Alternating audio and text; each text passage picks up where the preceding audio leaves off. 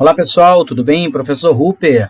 Vamos abordar um conteúdo para segundo ano do ensino médio com a literatura do sistema positivo na formação geral básica número 4, tá ok? Lembrando que é um compilado de todo esse conteúdo do livro para que a gente possa contextualizar tanto em teoria quanto em prática. Bem, seguindo, a gente fala de jogos e brincadeiras como possibilidade de lazer. É interessante você contextualizar primeiro o que é lazer, né? A gente fala sobre lazer, mas muitas das vezes a gente compreende que se você trabalha em um estádio de futebol, poxa, eu amo futebol, então aquele momento para mim é lazer? Não, lazer é você ter um momento de divertimento na qual você não está fazendo nada, você não está trabalhando, você não está estudando. Então, uma aula de educação física não pode ser considerada lazer, porque se você não for à aula, você é apenado, você leva falta, você pode ter uma pontuação reduzida. Então, lazer é aquele tempo destinado só para aquela atividade, tá? Ele fala um pouquinho aqui da contextualização do bet e o cricket, tá? Assim como os esportes de campo e taco. Então, o bet, a gente vai ver uma imagem adiante sobre aquela brincadeira do taco, tá?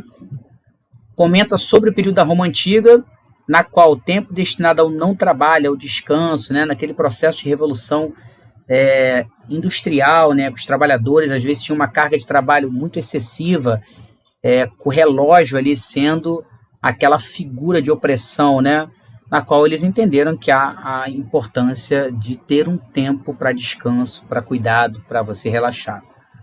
Diferença de lazer ativo e passivo. Então, se eu estou em um estádio de futebol, por exemplo, assistindo uma partida do meu time, é um lazer passivo, tá? Eu não estou tendo movimentação corporal, gasto energético. Mas se eu estou jogando bola, por exemplo, num momento de lazer, não na aula de educação física, eu estou tendo um lazer ativo porque eu estou me movimentando. Assistir, por exemplo, um filme, né? Em casa, você está num lazer passivo. Mas se você está gerando algum tipo de brincadeira com movimentação corporal, lazer ativo. A gente aborda também a importância de compreender que esse lazer ele sofreu algumas transformações com o tempo, né? Por exemplo, do espaço público ao espaço tecnológico. Por que isso ocorreu? A gente fala um pouquinho sobre a violência, a insegurança nos dias de hoje. A gente fala um pouquinho justamente, às vezes, da falta de espaços apropriados para a prática de exercício físico, para a prática do lazer, né, na qual a figura pública dos governantes devem, por lei, promover espaços para que a gente possa ter esses momentos. Então, principalmente com relação à segurança, você pega o período dos seus pais, dos seus avós, era um hábito você, por exemplo, brincar na rua, você soltar pipa, você brincar de bola. Hoje em dia, a insegurança faz com que cada vez mais as crianças estejam sendo retidas por uma questão de preocupação também, tá?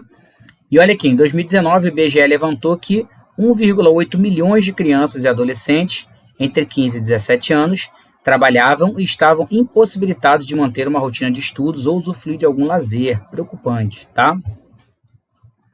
Bem, então esse aqui é o bet. Lembrando que é uma atividade, tá, que a gente tem uma relação muito íntima com o esporte de campo e taco. Então você tinha que, por objetivo, acertar essa lata, né? Muitos utilizavam até lata de óleo, aquela lata de óleo de ferro, com uma bolinha de tênis. E se rebatida essa bola, os dois rebatedores corriam e ficavam batendo taco por um determinado número. Poderia ser 10 vezes 10 batidas, depende da regra local. Então é muito legal, acredito que você deva conhecer alguém que já jogou aí o bets, ou conhecido como taco também. Então ele aborda também aqui a origem dos jogos e brincadeiras, né, influência indígena nos jogos tradicionais. Então muitos jogos e brincadeiras às vezes vêm de uma cultura, por exemplo, dos indígenas, a nossa cultura também voltada para a colonização europeia. Então tem jogos que têm essa relação muito íntima.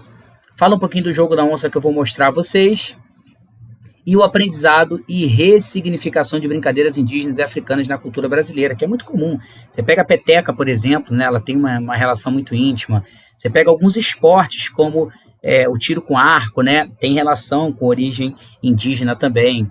Fala um pouquinho da queimada, que é um jogo que surgiu do dodgeball há 4.000 anos antes de Cristo, um esporte que hoje, em ligas americanas, ele é muito usual, desde de ligas universitárias até ligas profissionais também. E é uma queimada com 5, 6 bolas, dependendo da liga. Então, a queimada surgiu desse jogo, né, desse esporte, o dodgeball. Fala um pouquinho de algumas coisas que nós temos aqui de brincadeiras da cultura portuguesa. Então, a mula sem cabeça, a bola de gude, amarelinha, peão. Então, olha quanta coisa aí a gente não tem relevante. Eu acredito que você deva ter brincado também. Esse é o jogo da onça, tá? Então você tem os cães e tem a onça. O objetivo dos cães é encurralar a onça para que ela não possa fazer movimento. E se a onça tiver, por exemplo, com uma casa aqui, se tem um cão aqui, essa casa está vazia, a onça está aqui, ela pode, como na dama, comer aqui um cão. Então a onça tem o objetivo de pular aqui um cão para comê-lo, dentro do seu aspecto de movimentação, e os cães têm que encurralar a onça para ela não se movimentar. Então fica um jogo aí bem bacana que você pode reproduzir ele com tampinha de garrafa. Na internet você encontra várias adaptações bem legais. O livro mostra um pouco da imagem também para a identificação de algumas brincadeiras, né? Brincadeira aqui com arco, né? O bambolê, brincadeiras de pega, de dança. Então eles iam identificando ali. Isso é bem legal também para a gente ver justamente que muitas das coisas que nós temos hoje, sejam eles esportes, jogos ou brincadeiras, eles muitas das vezes tiveram um aspecto de criação e transformação muito tempo atrás. Bem, aqui são alguns exercícios que falam para que eles definam, né? Quais palavras você definiria o lazer, citar um exemplo explicando a relação entre jogos e brincadeiras e a cultura. Então é legal eles fazerem essa correlação. Bem, o jovem, seus grupos e as práticas corporais para o tempo e para o lazer. Então aborda aqui jogos com bolas e pés, que é muito comum na nossa cultura. Fala um pouquinho do futsal que eu vou mostrar adiante. Aborda o RPG, que eu acho muito legal. Desde o RPG eletrônico até o RPG mesmo que as pessoas jogam com tabuleiros, né, em que você tem todo um processo de imaginação e criatividade para um cenário, para uma batalha. Isso é muito legal também. Comenta aqui do estudo, né, sobre aspecto de lazer com 78 jovens do ensino médio com renda familiar entre 7 e 10 salários mínimos. Eles falam o seguinte: dentre as atividades mais citadas para lazer, sair e conversar com amigos, praticar esportes, utilizar equipamentos eletrônicos, ler livros, ir ao cinema e atividades musicais. Bem, esse é o futsal. Então o futsal é um esporte criado no Brasil, tá? Em Curitiba, e ele é um esporte de categoria de rede. Então você pode jogar individual ou dupla. O objetivo é essa bolinha tocar o chão da quadra adversária para que você possa pontuar. É uma bola feita de material também que tem um aspecto de criatividade e conscientização ambiental, porque ele é feito de material de crochê, internamente garrafa PET granulada. Então é bem legal aí para que você possa contextualizar também com seus alunos. Fala de práticas corporais na adolescência, práticas corporais de aventura, citando aqui o skate, né? Fala de Olimpíadas, olha que legal. Levanta aqui, ó, a situação da Raíssa Leal no skate, referência brasileira aí, tem andado super bem.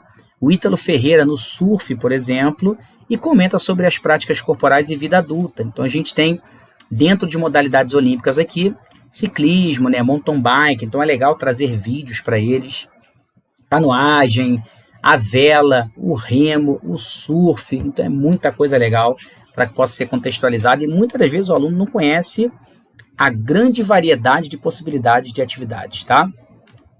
Essa pesquisa eu acho muito legal. Você pesquisar lá jovens, adultos e idosos, coloca o nomezinho aqui e fala quais as práticas corporais realizadas no momento de lazer, para você ter um comparativo. E a gente vê aqui, por exemplo, ó, sobre a importância da prática para o idoso, né? E a gente observa nesse quadrinho aqui do lado que na infância citou-se jogos e brincadeiras, aulas de educação física, esporte e ginástica como práticas corporais realizadas, tá? Na juventude, esportes, aulas de educação física, dança, jogos e brincadeiras e atividade física no geral. Na idade adulta, ó, exercícios como caminhada, ginástica, dança e hidroginástica, esportes e bike. Então a gente vê aí que é legal você fazer esse levantamento de, dependendo da faixa etária, o que essas pessoas têm como prática, né? Às vezes a prática pode estar relacionada ao gosto da pessoa, e muitas das vezes pode estar relacionada à rotina, né? Às vezes é uma pessoa que trabalha muito, mas ela tem uma academia de dança próximo do trabalho. Naquele horário de almoço é o que ela tem ali disposto para que ela possa movimentar o corpo. Eu conheço pessoas que praticavam um esporte não por gosto específico naquele esporte, mas porque tinha um grupo, era um horário, então se tornava favorável para ele estar ali, tendo uma movimentação corporal, um gasto energético e uma promoção de saúde, tá ok? Bem, desse modo aqui, nós fechamos o conteúdo de segundo ano do ensino médio, levantando essas reflexões que são importantes também para o apanhado geral, tá ok? Fiquem com Deus.